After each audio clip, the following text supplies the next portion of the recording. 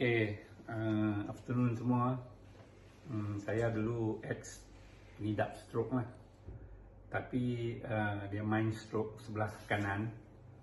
Jadi rawatan demi rawatan lah dengan SUKM dan government hospital lah, kira okey, tapi kesan dia masih ada. Semalam I try Sheryl punya produk tu, BE ya, BE.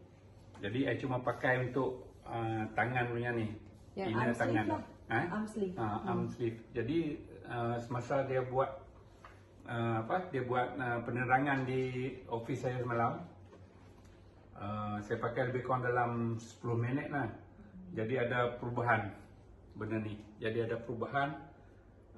Dia daripada kita kebas-kebas tu, dia rasa macam pedas-pedas sikit. Kemudian dia rasa sejuk terus. Kemudian bila I angkat, so macam okey. Dia tak ada, sebelum ni pun boleh angkat, tapi dia tak tegang. Dia tegang.